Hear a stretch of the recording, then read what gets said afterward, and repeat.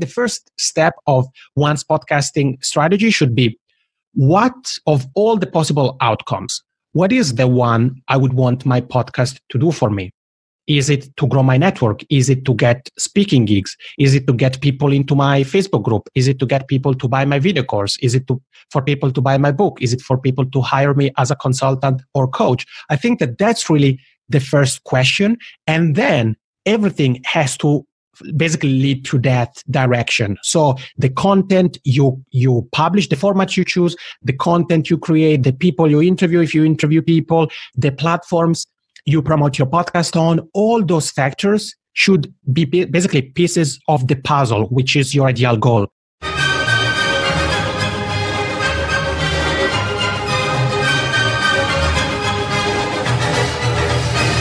So you're a smart business committed to innovation, to service and to modern marketing, and you're asking, what's next? Wondering how you can become even more innovative. My name is Jürgen Strauss from InnovaBuzz, and this is the InnovaBuzz podcast, where we share all kinds of tips, advice and interview guests on all things innovation and leadership in modern marketing. Hi innovators, it's great to be back with another episode. I hope you've had an awesome week so far, and I also hope you've enjoyed our most recent interviews with Ty Crandell and with Paul Colligan. I'm really excited to have on the InnovaBuzz podcast as my guest today, Yann Ilunga. He's a podcasting consultant, a podcast host, and a web entrepreneur, and he's my first guest from Helsinki in Finland. Yann helps entrepreneurs, small business owners, coaches, and authors successfully plan and launch a podcast, and he works with independent podcasters, helping them to identify ways to market and grow their show. He's also the founder of the world's biggest digital conference about podcasting, which is the Podcast Success Summit, and the creator of the podcasting educational site Podcast Success Academy, as well as host of 4 podcasts. Today's episode is brought to you by the Transformational Marketing Hub, where you'll find a host of free and exceptionally useful information to help you transform your marketing. You can access the hub at innovabiz.co/VIP. If you don't yet have an account, just click the blue Take a Peek Inside button and check it out. As I said, it's free and exceptionally useful. In our discussion today, Yann talked to me about the keys to being strategic about your podcast. We talked about how to squeeze the most out of your podcast content, and we talked about the importance of experimentation. Without further ado then, let's fly into the hive and get the buzz from Yann Ilunga.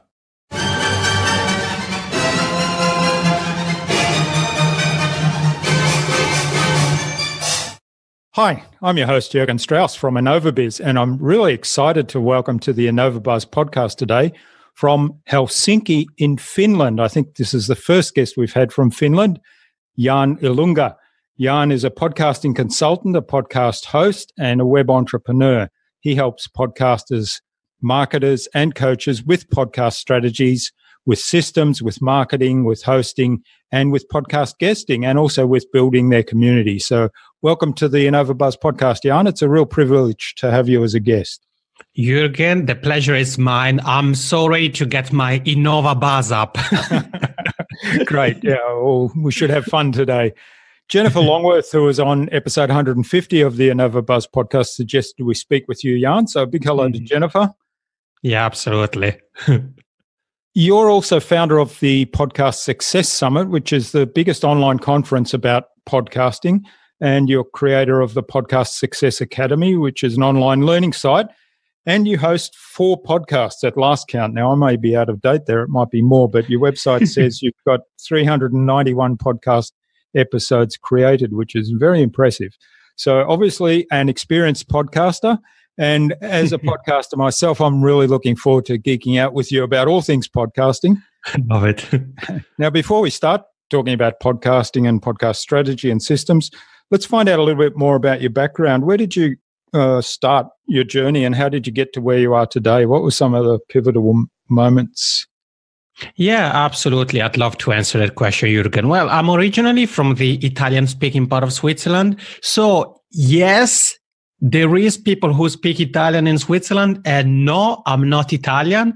You can kind of guess from the macaroni accent that there is some Italian roots there, but I'm originally from the Italian-speaking part of Switzerland. And as you said, I've been calling home Helsinki here in Finland for almost 8 years now. And my background is actually in communications. So I have a bachelor's and master's degrees where my major was communications and media. And after I did my bachelor's in Switzerland, I traveled across Europe for a couple of months and wanted to do my master's abroad. And when I was in cities that I liked, I would check what kind of degree programs the universities there had. Mm-hmm. And Helsinki was one of the options. So I ended up here. I was doing my master's at the University of Helsinki. And while I was doing that, I also wanted to do my own thing. I was working as a journalist, but I've always been interested in doing something for myself in a way. And one day I came across this thing called podcasts. I had no idea what they were. And I'm a person, Jürgen, I could literally listen to music pretty much 24/7. And I think I was studying for an exam or something like that. And maybe for the first time in my life, I was like, well, I don't feel like listening to music, but I'd still would like to have something in the background. And so I just did a random Google search, really. I found podcasts. I started to listen to them. And I was like, oh, this is really fascinating. And this could be something I could actually do myself. And then I asked myself the question, well, what angle can I go into the podcasting world from? And then I remembered the years I worked at a music festival, at a jazz festival. And I said, well, because I speak 5 languages, at the festival, I got to interview many people for video interviews, radio translations, newspaper interviews. And I said, well, I already know some people who may be interesting to talk with and to interview for the podcast. So that's where my first podcast, the Jazz Spotlight, started, I believe 5 years ago now. And I loved it. I was having a lot of fun. And the more I was learning about the medium and the industry, and the more I realized, or I was finding out about very interesting people in the online business world. The problem was that having a music podcast, I couldn't really interview them on a music podcast. It wouldn't have made much sense. And that's where my second podcast, the 360 Entrepreneur, started. And I really used that show as a tool for growing my professional network. So I would interview those people. With some of them, I also did some collaborations in the form of joint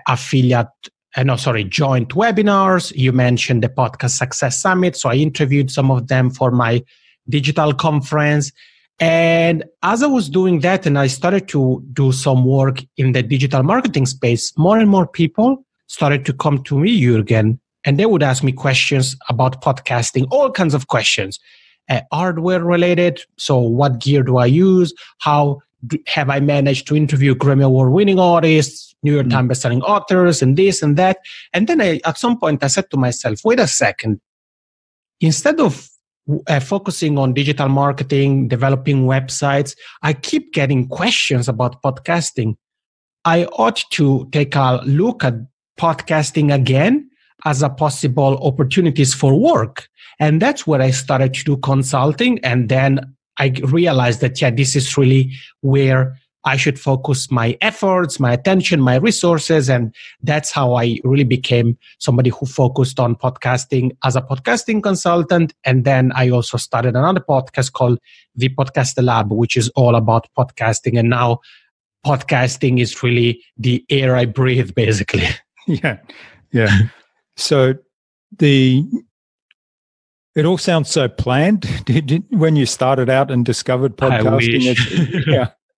So I guess there was a certain level of things evolving there when you realized that a lot of people were asking for your help, and you developed this expertise over the years. Because I know from my own podcast, there's not just learning about the recording and the hardware and the software involved, and then learning about editing and publishing and marketing the podcast. But as you said, you had 2 podcasts where you were interviewing guests. So there's the whole process around how do you identify guests that would make a good contribution to your audience? How do you get them on board? How do you do the whole process of managing guests, managing their time and your time, and then following up and so on? So there's a whole lot of stuff there, isn't there? And I think you talked in one of your recent podcasts about all the things that you can learn from having done the podcast.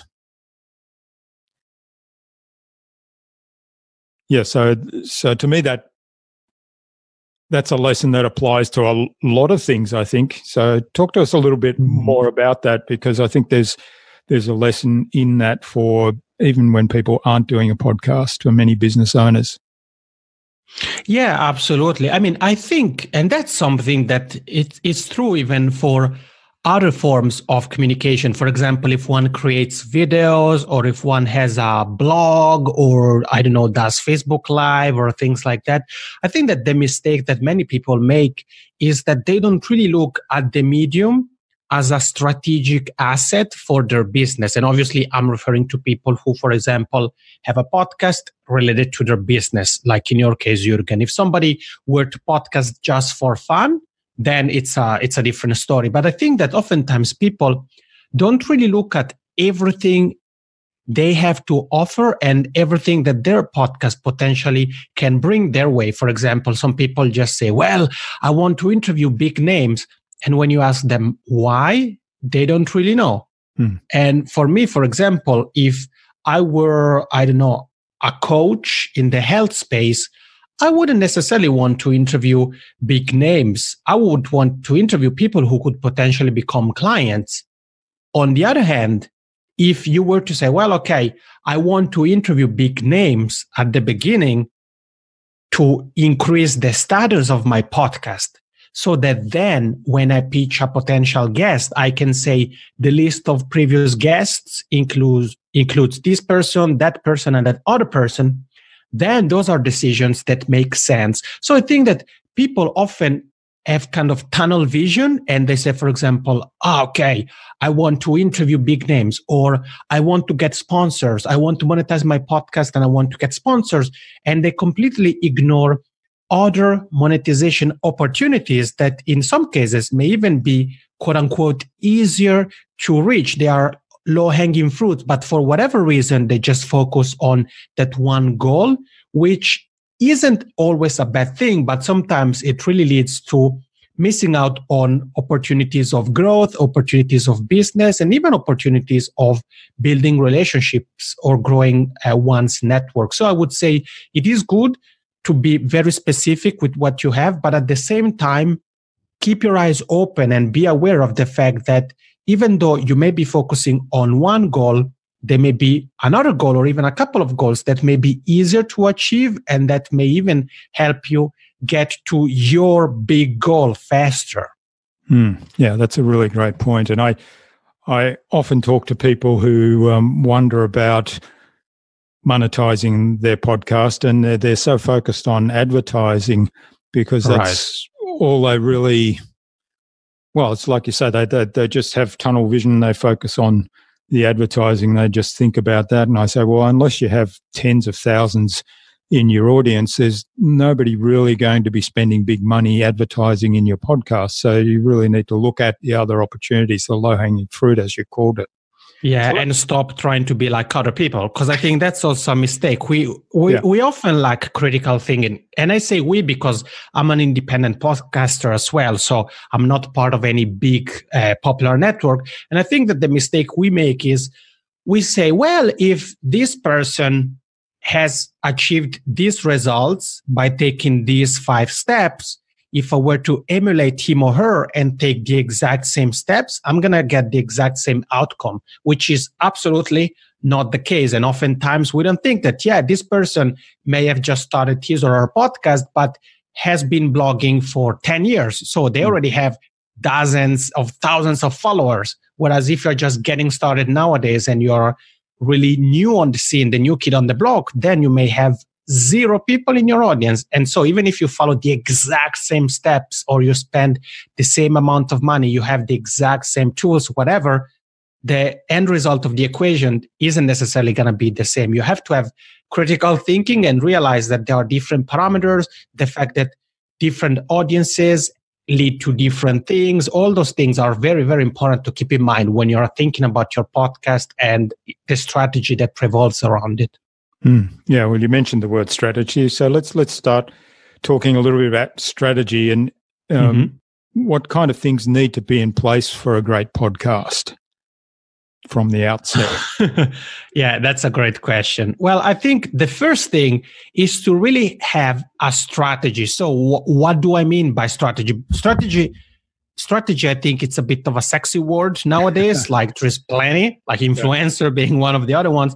But it's really ask yourself, what do you want to achieve with your podcast? And I can take myself as an example to show what I mean here. As I said early on, with the 360 Entrepreneur, which is a show that wrapped up a couple of years ago now, my number one goal was to grow my network of contacts. And not only grow my network, but I use the interviews as the beginning of possible collaborations, joint webinars, interview them for my virtual summit, feature them for my membership site, which is now called Podcast Growth Hub, for different things.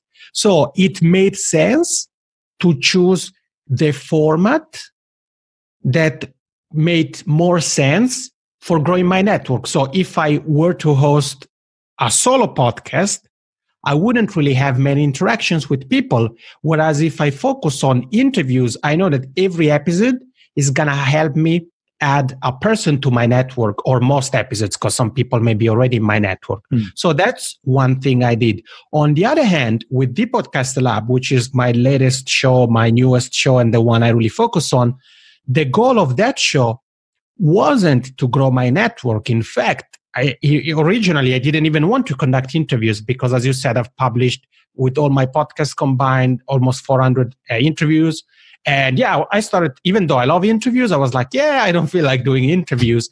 I want to do solo because I'm a podcasting consultant, but I don't have a podcast that discusses podcasting. So there, my goal was to have a podcast to showcase my expertise, to use that as the first step of the path that leads to a person hiring me to help him or her with their podcast, the podcast guesting systems, and things related to podcasting. So in that case, my goal was really sharing my expertise. And I kind of wanted to be, I don't like to use this word, but I wanted to be in the spotlight. So I wanted to do a solo show. However, because I know that different people can bring different perspectives, and different perspectives make for a more richful experience, I would say, I still added expert contributions in the form of audio snippets. So I don't do real interviews. I record answers by experts, and then I feature them here and there. So I think the first step of one's podcasting strategy should be, what of all the possible outcomes, what is the one I would want my podcast to do for me? Is it to grow my network? Is it to get speaking gigs? Is it to get people into my Facebook group? Is it to get people to buy my video course? Is it for people to buy my book? Is it for people to hire me as a consultant or coach? I think that that's really the first question. And then everything has to basically lead to that direction. So the content you publish, the format you choose, the content you create, the people you interview, if you interview people, the platforms you promote your podcast on, all those factors should be basically pieces of the puzzle, which is your ideal goal. But oftentimes I think that people are just all over the place, and they want to, for example, interview people who don't really make much sense on the grand scheme of things, or they focus on promoting their podcast on a specific platform because everybody else is doing it, but then the people they're trying to reach aren't even there. So I would say the very first thing to think about is, what do I want to get out of my podcasting endeavors? Yeah, that's great advice. And you used a lot of really good examples there in terms of the style of podcast, whether it's an interview or whether it's a solo show, or there's other formats, of course, that you could do with a podcast. And then where do you promote it? And what sort of guests, if you are doing an interview show, what sort of guests bring on. So all of that is determined by the purpose of the podcast. And then one of the other things that I'm very strong on is then understanding who the audience is for that podcast, which is part of the same thing, isn't it? So if you know why you're doing it and what you're trying to achieve, then that sort of determines the audience in some ways as well.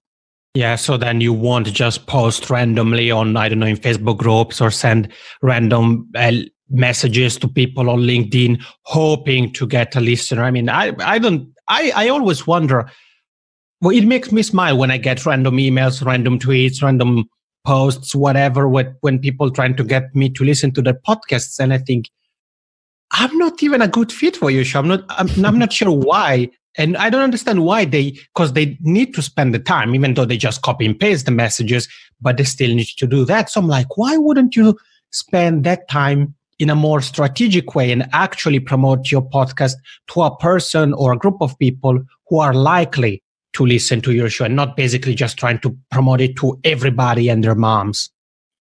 Yeah, great advice. So what do you suggest then for, once you've determined, here's my audience, and this is going back to what you were saying before, this is the purpose of my podcast, but clearly if you want to get that message out, then you'll want to be growing your audience. So how do you go about growing a podcast audience?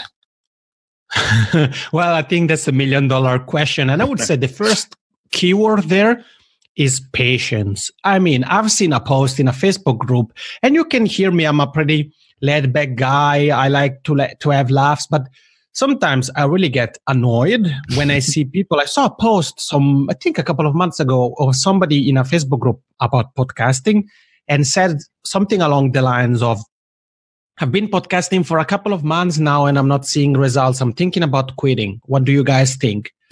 And I got so annoyed because I was thinking, you can ask anybody who has a community, whether they build it through email newsletters, through blogging, through video, through podcasts, through in-person events, whatever. And you can ask them how long it took. They're not going to tell you a couple of months, 6 months, a year. It takes a long time. And I think that people tend to say, yeah, I'm in it for the long run. It's a marathon and not a sprint, blah, blah, blah. But then in the end, it's not, they don't really believe what those things. And they look, as we were saying early on, they look at people who are quote unquote influencers or experts or whatever. And they say, well, if this person is doing ABC and they got X, I should do ABC and I'm going to get X. And that's absolutely not the case. So the first thing is I would say, be patient. Then the second thing is really try to get the most out of your content. And I think that's another mistake that we make as content creators, is that we should look at our content as a fruit and really try to squeeze it to get as much juice as possible. So for example, even though you are a podcaster, so you want people to listen to your podcast, your next best super fan may be somebody who follows you on LinkedIn, let's say, but doesn't necessarily listen to podcasts. Maybe depending on the topic of your show, they may not even know really what podcasts are or where to find them and all those kind of things. So for example, in my case, with the Jazz Spotlight, I know that the audience there, it's much different than the one for the Podcast Lab. People who listen to the Podcast Lab are people who are familiar to podcasting to one degree or another. So there, I don't have to put so much emphasis on educating them. Okay, this is what a podcast is, how you find them, and all those kind of stuff. On the other hand, in the music space, it's a little bit different. So there, I need to really keep that into consideration also when I market my podcast. Now, going back to the fruit aspect there, if somebody is on LinkedIn and follows you on LinkedIn, you want to make sure that you let them know that you have a podcast, and you do so by using the form of content that it's most appropriate for them. And that's where repurposing your content really comes into place. That's a strategy I used, Jürgen, when I started out with the Jazz Spotlight. I would basically take some episodes. I found some popular blogs and websites in the music business space, and I would write blog posts with a very specific goal. The blog posts were a sort of appetizer, they still provided value. And they allowed me to cover specific topics, even topics that I wasn't an expert at, because I interviewed somebody who was an expert. But the article allowed me to tap into existing audiences that consumed a different type of medium, written content, and use that article as an appetizer to lead them to the main course, which was the actual interview. And I would do it in a very simple way. I would, first of all, I checked that the editorial guidelines of the websites allowed for linking to third-party websites and stuff like that. And I would simply say something like, I recently interviewed Jürgen Strauss, and I would make that sentence a link to the show note page of the episode. And then the article itself wouldn't be promoting the episode. It would be covering a couple of the key takeaways of the episode. Or in some cases, I even took a series of episodes and wrote a longer article. So you want to make sure that you really squeeze your content to get as much juice as possible, whether that's creating a series of mini videos based on the episode, whether that's creating blog posts, whether that's taking some cues from your episodes and create presentations. And when you're on a stage, you then leverage people's attention, the fact that everybody is looking at you, is listening to you, for directing people toward your podcast. So that's the second thing. And then the third thing I would say is to really, really, really think about things long term. So if the content of your podcast, or most of it, is evergreen, which means that it's relevant today, next week, next month, and even a couple of years from now, then you want to make sure that you consistently promote that. I have an episode on pitching for the Podcast Lab, and that episode generates leads pretty much every single day or every single week. And it's an episode I published months and months ago, but I consistently promote it, and in that case is connected to a laudable resource. So I see that even months later, that episode is still working for my business. So it's still getting people from iTunes or Apple Podcasts, Radio Public, Spotify, whatever platform they use to listen to podcasts, to my email newsletter. So I would say it's really about these three things. I would say these are the three pillars that you really have to kind of keep into consideration. So one is to have patience. Then the second one is to really squeeze your content to get as much juice from it as possible. And then the third one is to keep thinking long term. And the cherry on top, I would say, is not being afraid to experiment. So stop looking at what everybody else is doing, but really try to experiment, because you may find that Instagram is your best performing platform. You may find that no online platform really works for you, and maybe you have to mail flyers with the QR code. There are many different strategies you can implement, and the only way to know which really works for you, for your show, and for your audience and the people you're trying to reach is to try and experiment with each and every one of them until you find the one or the ones that are really getting some traction. And then you can...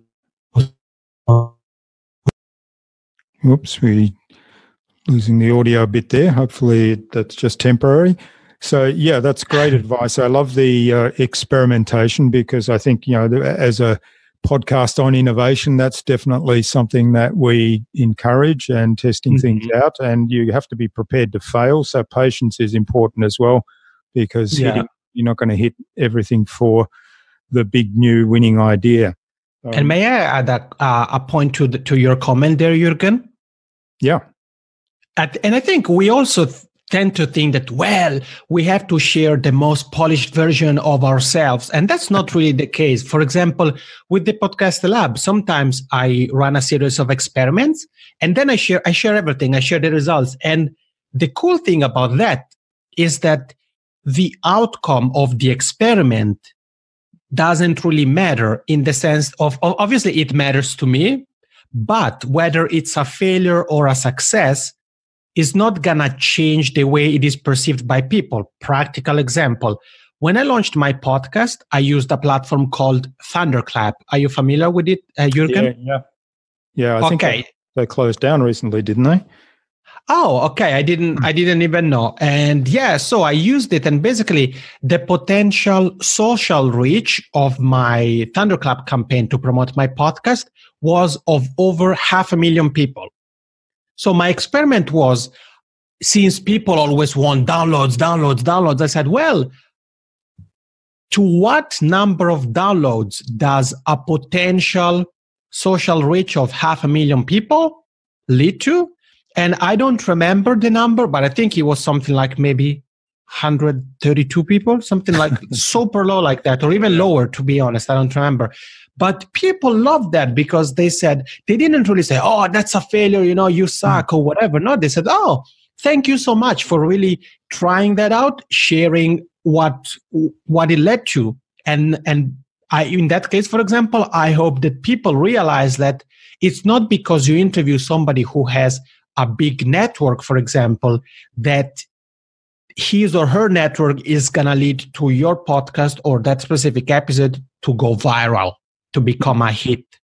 So I think that, the experimentation, it's great. And I would encourage more and more people to not only experiment with what they do, but even if possible, share the processes with their community, because that's going to show that you really are vulnerable, and it's going to put you more at the level of people in your community versus just being the guru that it's a semi-god that everybody worships and whatever.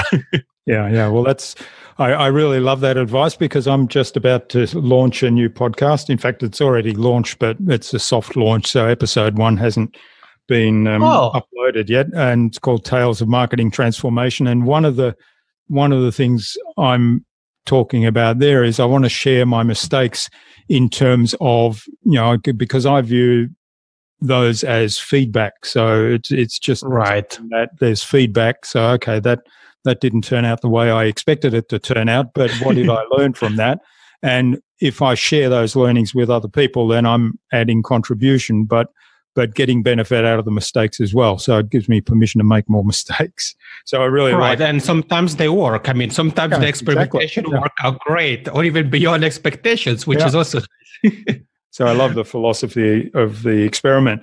The other thing that I was really fascinated by, because I'm a big believer in repurposing content, but I like your approach. I hadn't considered that actually, of essentially writing a guest blog post for other websites. Is that have I understood that correctly?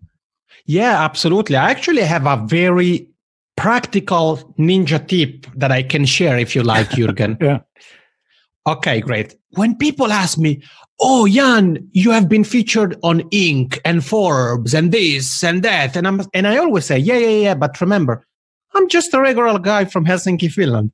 And I say, the way you can go about that is not as hard as you may think. So you can do 2 things. Let's say you want to be featured on whatever publication, Founder Magazine, since I know you're in Australia. Let's take Founder as an example. So you can go about it in 2 ways. One is, as we said, you take your content and you use that as basically the basis of you becoming a columnist. So you look at the editorial guidelines, you see they are open for guest contributors. They allow you to link back to your website, to the show notes page and these kind of things. Great. So you say, okay, I'm going to become a columnist who writes about innovation. And since I host a podcast about innovation, I know that every week or every month, I would have at least 1, 2, 3, 4, however many articles I can write based on the interviews I do. Granted, I'm not talking about the article being a transcription of the interview. I'm talking about the article being a standalone piece of content that provides value. But it can definitely be based on the episode or even a few episodes. And I did that for Founder Magazine, for example. I wrote a couple of articles where I took maybe key takeaways from 4 or even 5 different podcast episodes of mine. And throughout the articles, I linked to those people. So when I said that, okay, this piece of advice was shared by Jürgen Strauss, for example, I would link to the interview I conducted with Jürgen. And if somebody found that aspect interesting, they would go and listen to the specific episode to get the full meal. So that's the one way you can go about it, become a contributor. The other way is, and this is where my journalistic background comes into the picture, Jürgen, and is look at people who already are columnists on whatever publication you want to be featured on, and look at what they write. If you see that they write about your topic, let's say they write about innovation, you can get in touch with him or her and say, hey, Jürgen, I see you write about innovation, and I actually host a podcast about innovation, and I was wondering, what are some of the topics you plan on covering in the future? The reason why I'm asking you this is that I've interviewed such and such, and I would have some great quotes that I think could fit well in your article. And as a journalist or somebody who has worked as a journalist, I know how much we love quotes. We like contributions that add value to the article. So most people are going to definitely be receptive to that. So then it may be that you don't necessarily contribute to every single article, but every now and then you may be able to, maybe once a quarter or something, to share what your guest had said on the podcast. Obviously, you want to make sure that you have permission to share what the guest said on a website or whatever. And then you can even add your 2 cents. So you then get mentioned as well. And guess what? Then you can say, hey, I've been featured here or I've been featured there. Yeah, that's a really great strategy. I like that. I might have to steal that. Yeah, and I think, it really depends. Some people love writing. They really want to put in the time. So I say, go for it. Become a columnist. Become a sort of point of reference for people who know that, okay, Jürgen is the one who writes about technology once a week or once a month or whatever. But if you feel that you don't love writing or you are too busy to do that on a regular basis or whatever, then the second way to go about it, it can work as well. So find somebody who's already writing and see what they plan on covering and see if there is ways you can contribute to that article and get mentioned or even get your podcast mentioned in their article. All right. Now, we've been talking about guest blogging and or guest writing for publications. Now, one of the other things, and I know you have a whole training program around this, is podcast guesting. So talk to us a little bit about that and how you make that work. There's probably many principles that are similar. Yeah, absolutely. I definitely, for me, for this year that we're recording the interview, but even for following years or upcoming years, rather, podcast guesting is definitely something I'm focusing more and more on. I think at the time of this recording, I've probably done between 40 and 50 guest interviews, which is already pretty good, but I definitely plan to doing many more. And the reason for me personally is that I've realized that there is a lot of traction that can come as a result of podcast guesting. I've seen interviews that I've done months ago, still directing people into my online community, Podcast Growth Mastermind, for example, a free Facebook group that everybody can join if they want to go to yannilunga.com/community. And I know, Jürgen, you'll have probably the link in the show notes page. Yep, I've been hired by some people who have interviewed me. So I've just realized that there is a lot of power there and there is less work on my end. I don't want to sound lazy, but as you well know, Jürgen, and I know you also talked about this in another of your interviews, all the different moving parts of the podcasting workflow as the host. And sure, you may be outsourcing some of those parts, but there's still quite a lot of work involved. Whereas if you're a guest, you just need to be a little bit prepared. And that's all there is to it. And once you have mastered podcast guesting, it doesn't take you too much to show up prepared. So that's the reason why I'm focusing more and more on podcast guesting and why, as you said, I have a course. I do consulting as well with clients specifically on podcast guesting. Now, if somebody's here with you and I, Jürgen, and already hosts a podcast, then they already have a big advantage because they already are familiar with how podcasting works. They have the equipment and all that kind of jazz, which is fantastic. So they can really get started and ask themselves a question similar to a question we tackled earlier in the interview. And the question is, what do I want to get out of podcast guest interviews? Yeah. Is it to simply grow my network? Is it to be a speaker? So for example, if you're a speaker and you wish to speak at a specific event or conference, what you could do is look, if the founder or the manager or whatever hosts a podcast, why not to be interviewed by him or her? And then after the interview, see, perhaps they're going to tell you, hey, by the way, you said during the interview that you're a speaker. Would you be interested in speaking at our event? Or you can even say, hey, you're going to be seeing my name soon again because I will apply to speak at your event. And that's a great way to go about it. And obviously, you can reverse the roles if you're a host. So interview people who organize conferences you'd like to speak at. But as a guest, that's a thing you can do. If you have a book, you can say, okay, I want to go on a sort of virtual book tour and be interviewed on many podcasts and then have those interviews being published around the launch of my book. So there's many different goals there or reasons why you may want to be a guest. Once you have identified that, then start to do the research. And as a podcaster, you're already familiar with platforms like Apple Podcasts, so you can start from there. Another thing you can do is you can look at online communities, Facebook groups. For example, my Facebook group at the time of this recording has over 2,800 people. And every now and then we post basically calls for guests or guests who pitch themselves. So you can connect with people there. You can look at your existing network. And you can do another thing that many people, when I share this, they go like, what? Really? I've never thought about this. And it's very simple. And this is more for the long-term side of things. If you plan on being a podcast guest, and actually, Jürgen, are you somebody who plan to do podcast guesting more and more in the future? Yes, definitely. That's on the plan for this year as well. I've done a little bit, not as many as you have, but yeah. Great. So you're going to love this one. And this is especially for thinking maybe a couple of years from now, when maybe you start to feel as if you're sort of hitting a plateau in terms of interviews opportunities, and is to go on Amazon, look at the book section of Amazon, and if you're an author, just enter your name or the title of your book, and then scroll down and look at the authors that the Amazon algorithm suggests, and then go to a platform like Apple Podcast and enter those people's name in the search bar so that you're going to find the podcasts that those people have been featured on. If you aren't an author, then just enter the keyword you focus on: innovation, communication, cooking, yoga, whatever.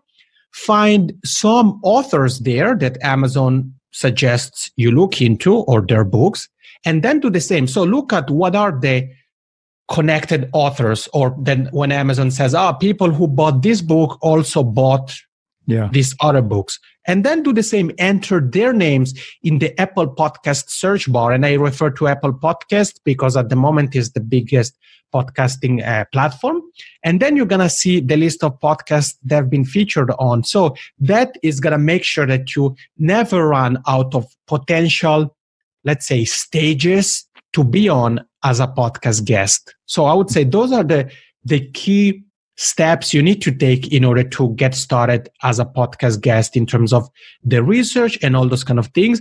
And then the second thing I would add related to that is you also want to make sure that you have some presentation assets in place. Those are things that you can use when pitching yourself, or if somebody is pitching you on your behalf, then you have something to show the host that immediately draws his or her attention and make them go like, oh yeah, I would definitely be interested in interviewing Jürgen, and not just tell them, well, go on my website and you'll find everything. You want to really decrease the amount of work a host needs to carry out in order for him or her to say yes to your pitch or somebody's pitch on your behalf.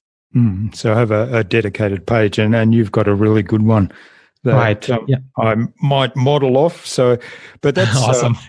But that's really brilliant advice. Using those various search engines, and you've got to consider something like Amazon and certainly Apple Podcasts as search engines in a way that you can take the information that they present to you. Now, Amazon obviously is presenting you that information because they think you might buy those books as well because you're interested in the topic. But for you, it's a way to say, okay, well, there's some information that I can then use and leverage in a way to track down people who have podcasts that I might be able to contribute to their audience. Exactly. And you may find that you spend maybe an hour doing that, or you have an assistant doing that for you a couple of hours, and suddenly you have a list of 30, 40, 50, 100, 200 podcasts that you can be interviewed for. So you're basically have your plate full for the next month or even a couple of years. Yeah. Great advice. I love that. And the other advice, I mean, I'll add some advice to this for anybody listening to this about podcast guesting. And well, this applies if you're running your own podcast, but you're probably more likely to be doing it. And that's the preparation. It always astounds me. I've been on some podcasts as a guest, and people have said, "Oh, you've listened to an episode because I, reference something, or I know what questions are coming up." And I said, "Well, of course. Why wouldn't I listen to the past episodes, if I'm going on the podcast?" That's, to me, that's part of the preparation. And also, when I've interviewed people on this podcast, occasionally somebody will express surprise that I've actually researched about them and found out some things about them. And I said, "Well, that's part of what I do." Hello. Yeah. So a little bit of preparation. Yeah, no, I think it's key. And I think one thing that it's important, I love what you just shared, Jürgen. If you don't mind, I'm just going to piggyback on that. Yeah. One thing that I think is important for everybody to keep in mind is that even though as a guest, you may say, "Well, I want to be exposed to new audiences and opportunities for my business, talk to my prospects and all these great things," you have to remember that you're going to be having a conversation with somebody. So you listening to an episode or a couple of episodes, it's going to make you realize if the host is somebody that you would see yourself have a cup of coffee with, a glass of wine with, or wherever, virtually. And if you don't get a good vibe, maybe you don't like his or her accent, you don't like the way they talk, you don't like their style, whatever, which is okay, then you're probably better off going somewhere else.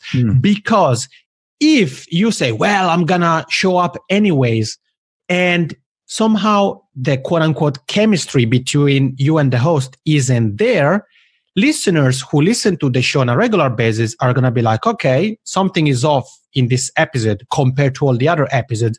And they're not going to point the finger at the host. They're going to point it at you, because the host is the common denominator who's always there, whereas guests come and go. So it's very important, as you said, Jürgen, to do your research, and not only as the host when you interview somebody, but even as the guest, so that you show up prepared.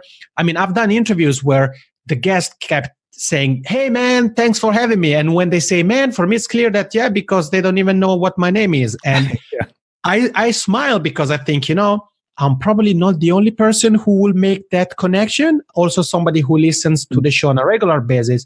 Or if somebody says, "Jürgen, I'm a huge fan of your show," and they don't even know what the name of the show is, or they don't know how to pronounce your name. For me, I'm like, well, why should you fake enthusiasm when then you appear to be fake? Because people aren't stupid. People who listen to the show on a regular basis, they are used to a certain kind of chemistry, to a certain kind of listening experience. And if the show, or the episode rather, you're featured on as a guest doesn't have that, they're probably going to go like, what's wrong with this guest? Why was he or she behaved or shared information in a way that didn't really kind of fit the standards of InnovaBuzz podcast, for example? Yeah, that's great advice. And I was going to say earlier, we were talking about podcasting and guesting and blogging, that having a pod and connecting with influencers or getting guests on that might be leads for your business, having a podcast is brilliant, because it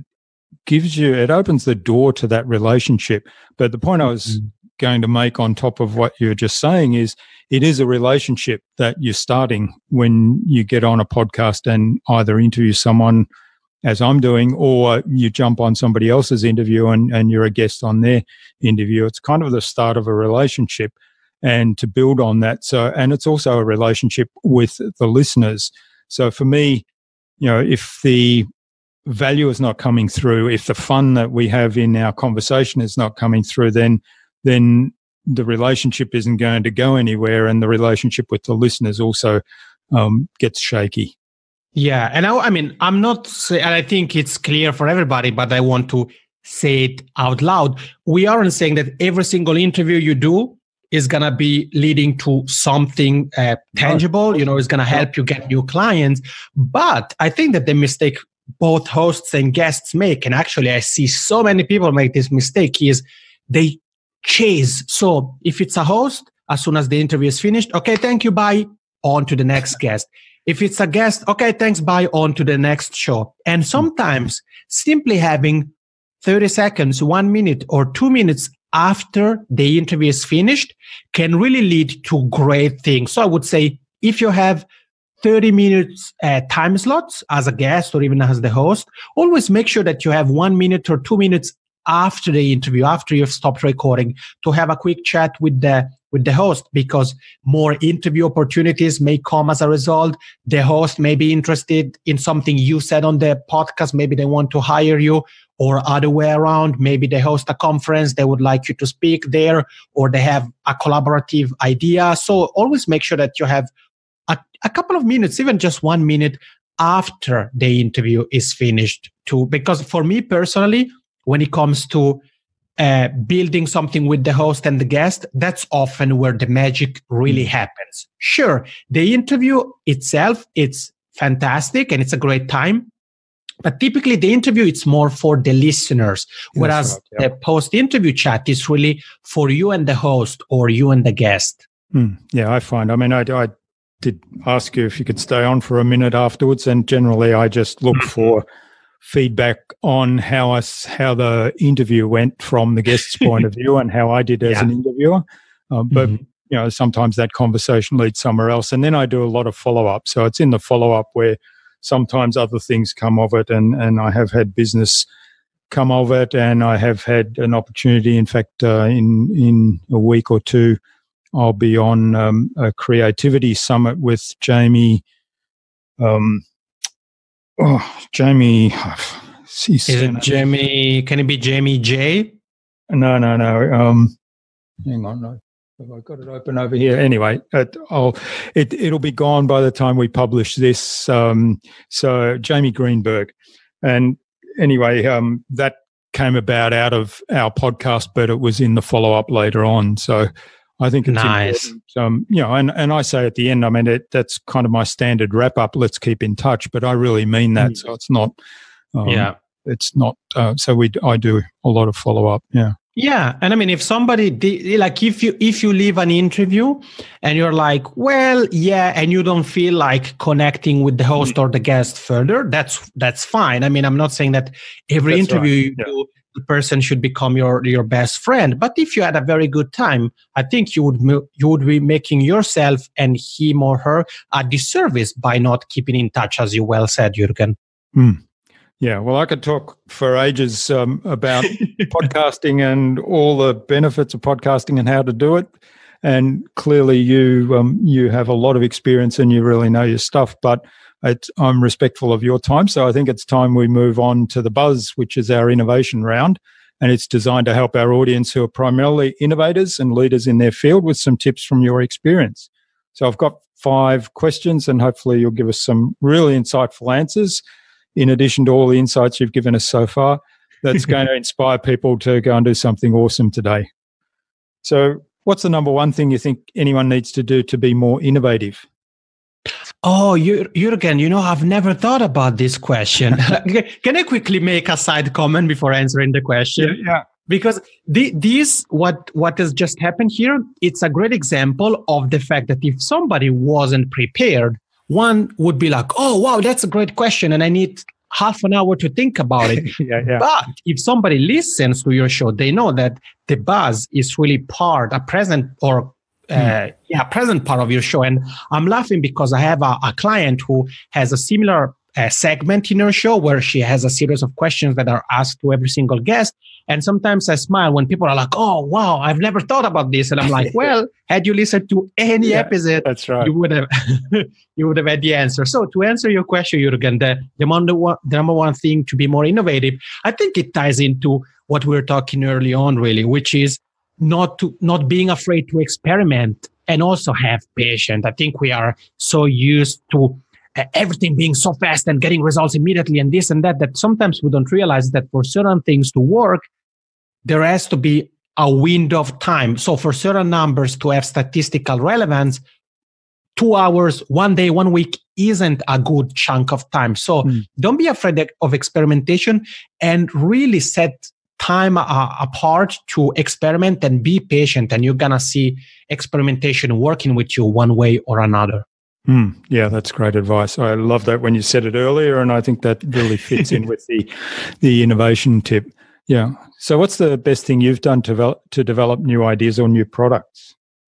I've been really observant. So, for example, early on when I said about kind of pivoting toward podcasting and really making that the core topic my business revolves around, it's something that obviously I didn't have two people ask me the question and I said, okay, that's what I'm going to do. But as I was answering questions on social media, by email, on Skype, on interviews, I kind of took a step back and said, wait a second, here I see this happening on a regular basis. I'm spending my time. I think I ought to have a second look at that. So I did an observation, or I was observant, but at the same time, I also am observant still today. And I do so in my Facebook group. So I look, for example, at recurring questions, or when somebody, and I know Jürgen, you are a member of the group. So you saw when joining the group, I ask a few questions. So I look, what are the common answers that come up to those questions?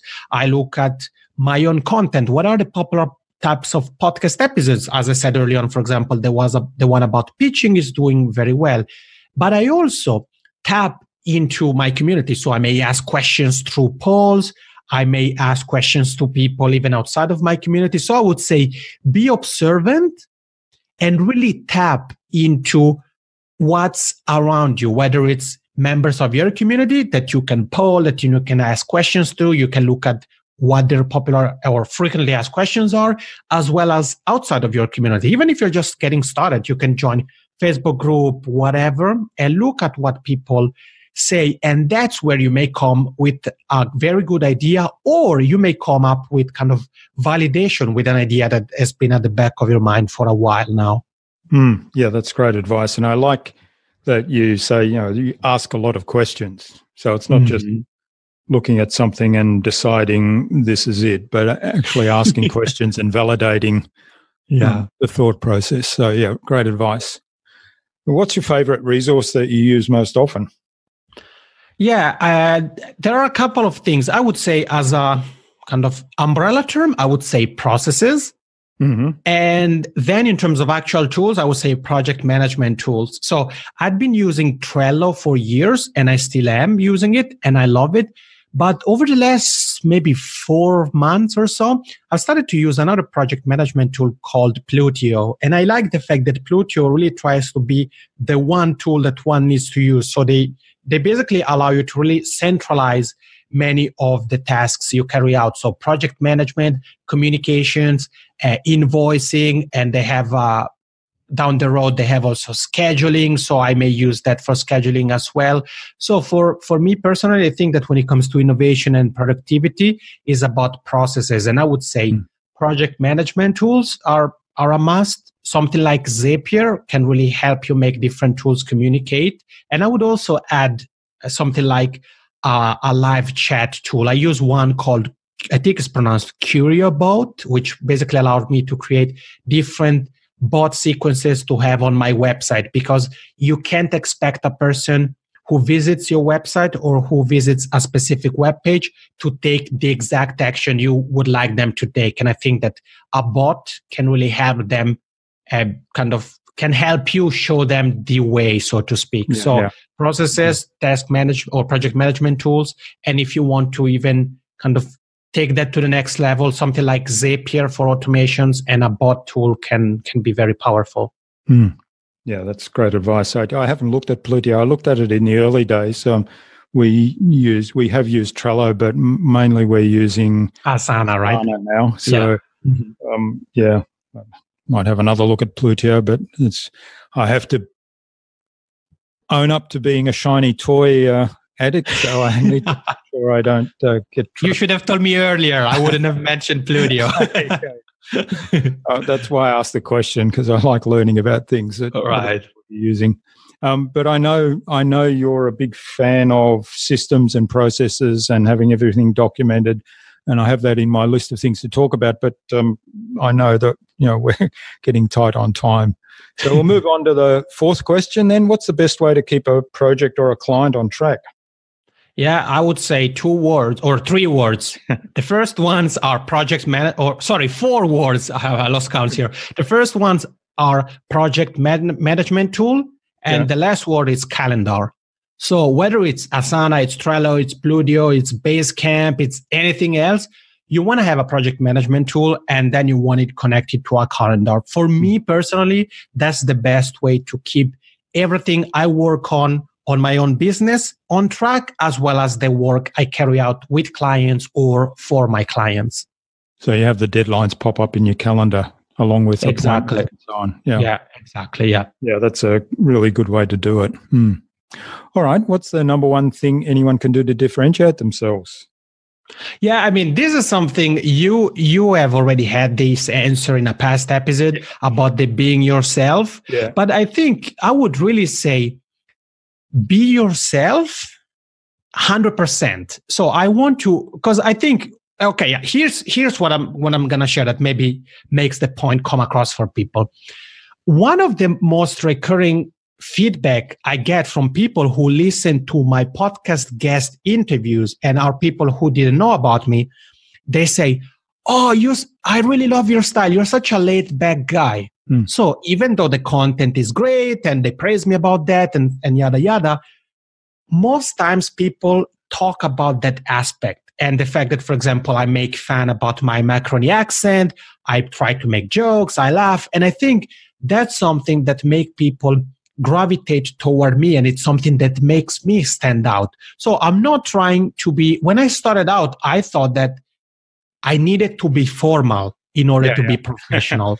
And then I realized that that's not who I am. And me being quote unquote informal, it's really who I am. And for me, it's great because I don't have to think. The way I'm talking with you now, Jürgen, is the same way I talk with friends on, I don't know, a Saturday night. Is the same way I talk on my own podcast, in my courses, during my consulting calls. And that's something that really makes me, number one, personable, and number two, unique. And actually, my full name is Yannick, so I could have said, and number two, Yannick, but I didn't want to go there. So to everybody listening, I would say definitely take inspiration by people, but then really add your own ingredients and make your own special sauce, because there really isn't anybody like you. And I think also what we talked about earlier on, experimentation helps you build your you being spontaneous and just being who you are, really. That's great advice. The idea of looking at models and learning from models is one thing. I mean, you can learn so much from a lot of wonderful people out there, but getting into the position of trying to copy them for the sake of copying them, and you spoke earlier about if X works for this person, then that doesn't mean that X works for you in your situation. So, and it's the same here, isn't it? So, absolutely. The other thing I'd comment on that is if you're trying to suppress your personality because you think you come across more professional by doing that, that is very draining. It takes a lot less energy just to be yourself. Absolutely. Yeah. And I mean, at some point, because that's also one thing. If you are like that, for example, if you say, and to me happened once, I met one guy here in Helsinki and said, I've been thinking about podcasts and I even developed my podcasting voice. And I was thinking like, okay, that sounds weird. For me, when I'm, for example, at conferences, people approach me, it's like, and I feel as if I've known you for a long time. That's right. And for me, that's exactly what I want to hear, because I'm just the same. Or they say, you're exactly the way I thought you were going to be. Well, people usually tell me that I'm taller than they thought.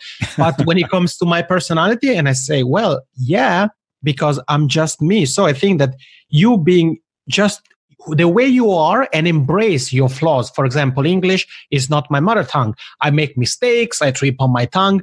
I've interviewed Grammy Award-winning artists, New York Times bestselling authors, top entrepreneurs, all people who would have had every right in the world to criticize me for, grammatical mistakes I made and whatever.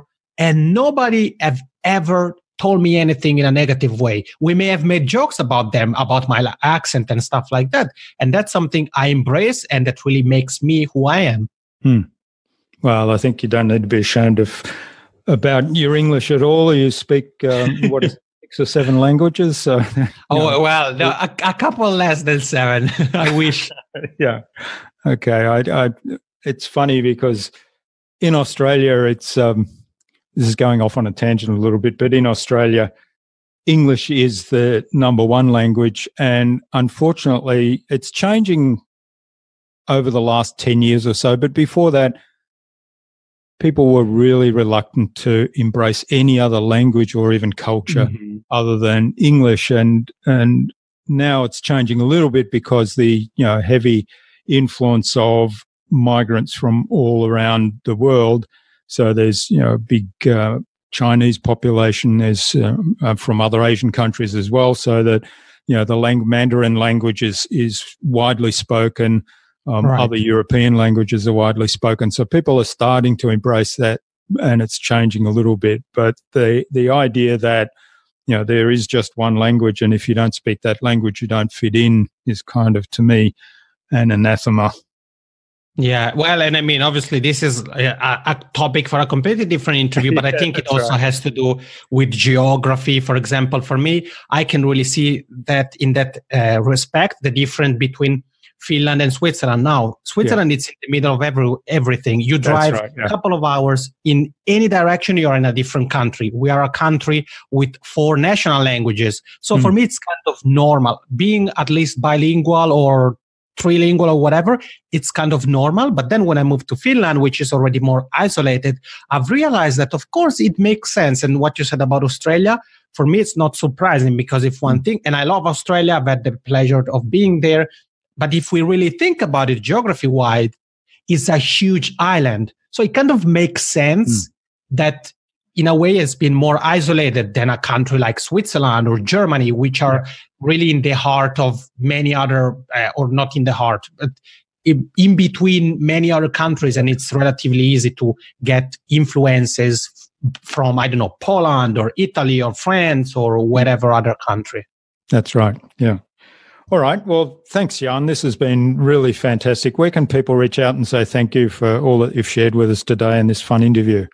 Sure. First of all, thank you so much, Jürgen. The pleasure was definitely mutual. I had a blast here with you on the InnovaBuzz podcast. And I mean, I'm all over the place. It's pretty easy to find me, but I think the best way for people to join myself, but you as well, Jürgen, because as I said, you are a part of the Podcast Growth Mastermind, which is, again, a free Facebook group people can join, is to go to yannilunga.com/community. So that's YANNILUNGA.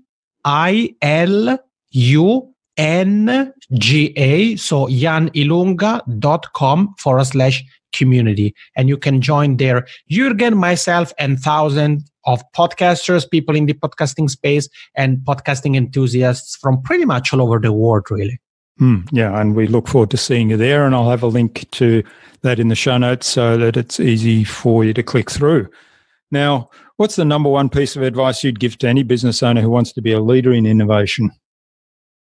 Sorry, say again, you cut you off. What's the number one piece of advice you'd give to any business owner who wants to be a leader in innovation? Oh, that's a very, very, very powerful one.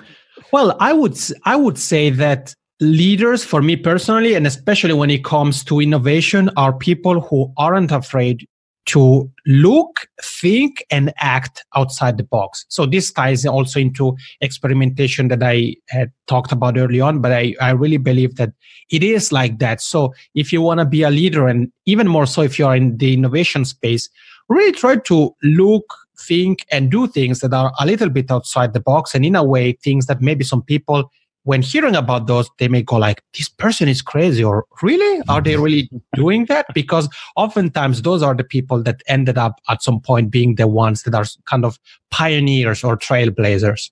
That's right. Yeah. And there's a lot of stories around that, isn't there? And it's good to remember that, because occasionally I find myself in a situation where I get that first feedback, are you crazy or what are you doing?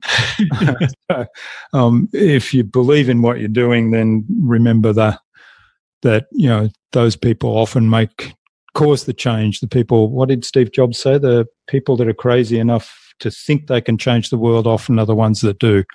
Exactly. All right. Finally then, Yann, who would you like me to interview on a future InnovaBuzz podcast, and why?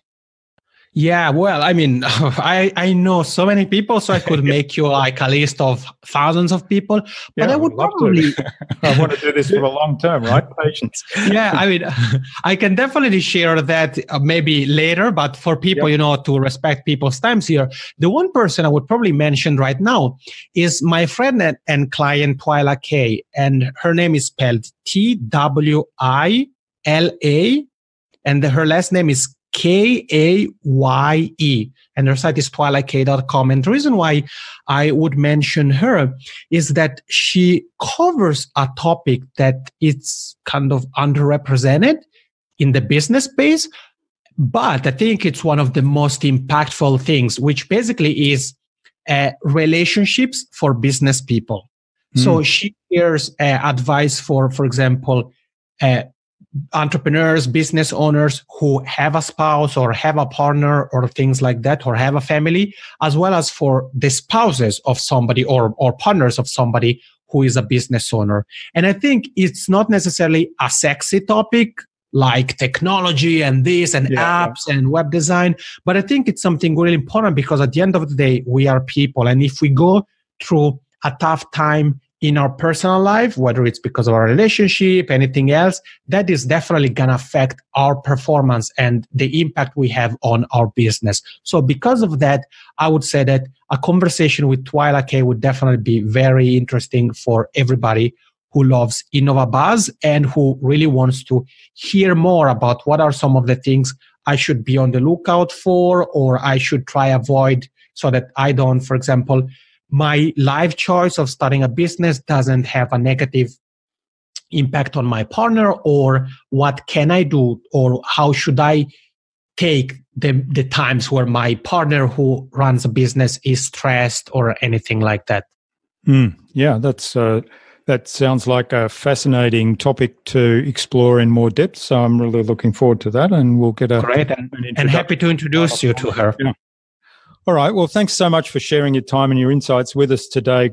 I've really enjoyed this. This has been absolutely sensational, Yann. So I wish you all the best for the future. I look forward to staying in touch in the podcast growth community, and also staying in touch with you personally. So let's keep in touch.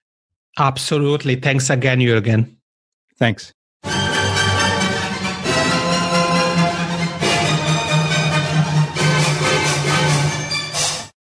I hope you enjoyed that insightful and thoroughly engaging conversation with Yann, and like me, learnt a lot.